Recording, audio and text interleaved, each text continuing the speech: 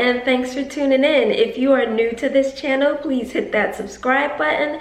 And if you are returning, thank you. I missed you so much. Today I want to talk a little bit about caregiving. I want to introduce you to my caregiver, who is also my dad. I've decided to do this deep dive interview because his voice should be heard for not just me, but for all men, because fathers matter too, and fathers can be great caregivers. If you like this video, please give it a big thumbs up, pretty please. And also comment down below. Let me know what you really think of this video, if you found it helpful, if you would like more videos like this. I do hope that it helps at least one person in the world. That is my goal. I want to reach out, share these stories, and make sure that they are helpful and impactful to someone's life. So without further ado, I want to introduce you to my dad, and I hope you enjoy this interview. Thanks for watching.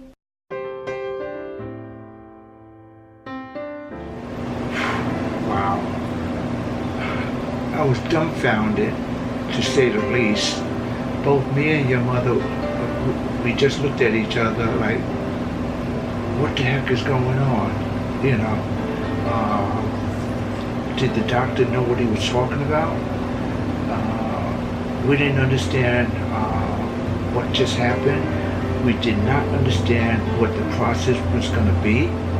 We did not understand what the outcome was going to be, and we feared the worst. I think that's what it was. We feared the worst.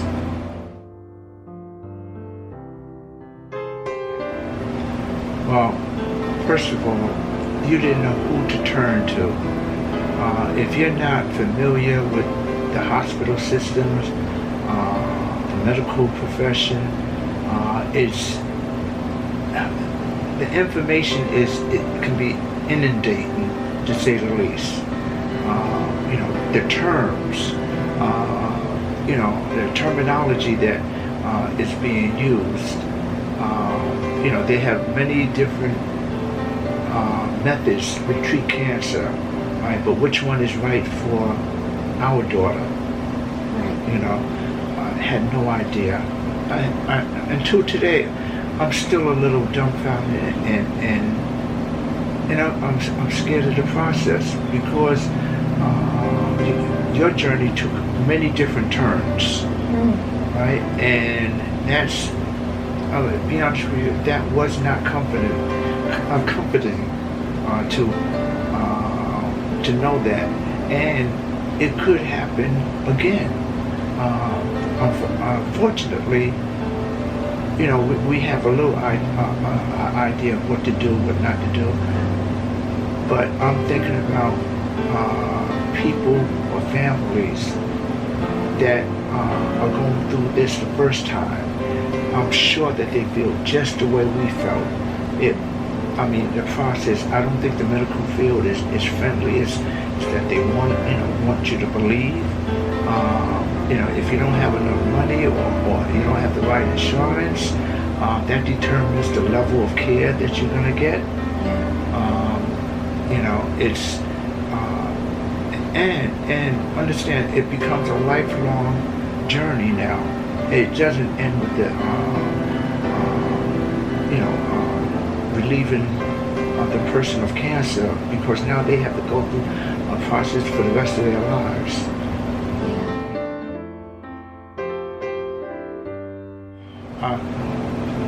I put it to you, it doesn't have anything to do with the medical profession, because clearly the family are not medical experts in most cases. However, there's other things that you can do, and that is, number one, support the person, right? Be there, be understanding that there's going to be processes that you don't understand, but you have to make the person feel good. But more importantly, you have to find ways to make yourself feel good, because you're in a position of hopelessness. There's nothing that you as a person can physically do to alleviate that person from cancer. And that feels like you're not in control. And if you like to be in control, these are one of the areas in life that you have no control on. Right? Okay, it's funny. I don't look at it that way.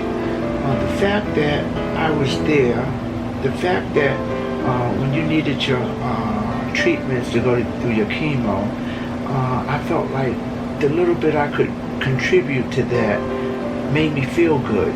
So it wasn't a burnout. I don't, I remember already in my mind going to my job and saying, I need this time off, I need this, I need to do this, I need to do that, and I didn't care what they said, right? However, as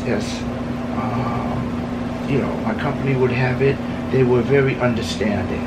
I got the time off, right? So right then and there, it was for me. Right then and there, that was a blessing.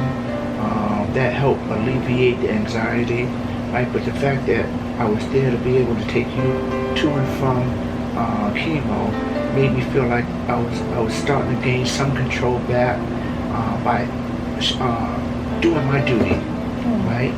As a parent.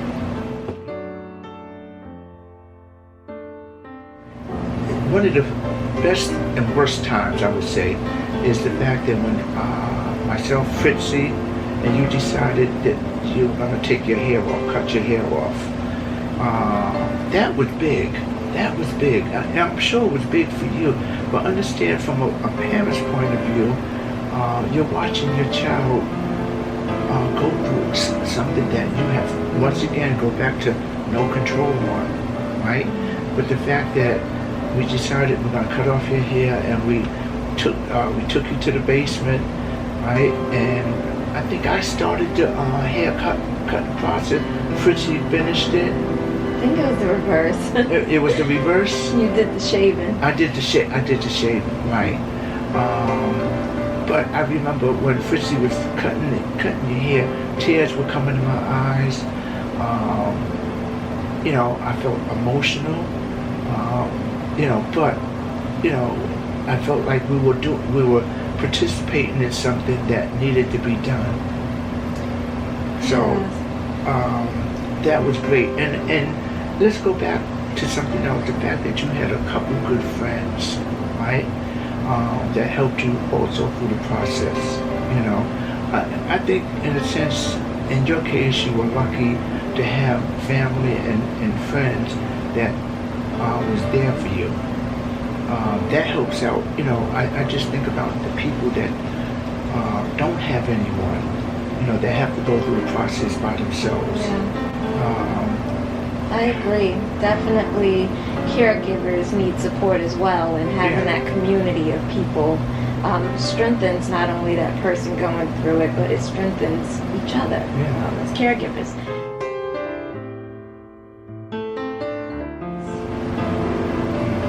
Prayed to God. I prayed, I cried. I mean, I literally cried. I remember every time you went in for surgery, I cried. Matter of fact, even when you were, 13, when you had your first surgery, I was boo-hooing outside the hospital like a little baby, and I'm not ashamed to admit that, I broke down and I cried, and I prayed to God that you would get through this, because there were some really touch and go moments, it was, I cried. I felt, only thing I felt guilty really had nothing to do with the cancer per se.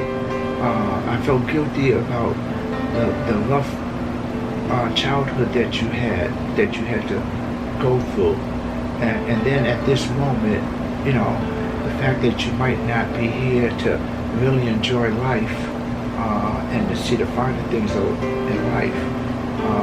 I felt guilty about that. That's good to hear. Well, I am truly, truly grateful to have you in my corner, Dad. I love you so, so much, and I could not have fought this or done this without you. And thanks, Dad. There you have it, folks. That's my dad.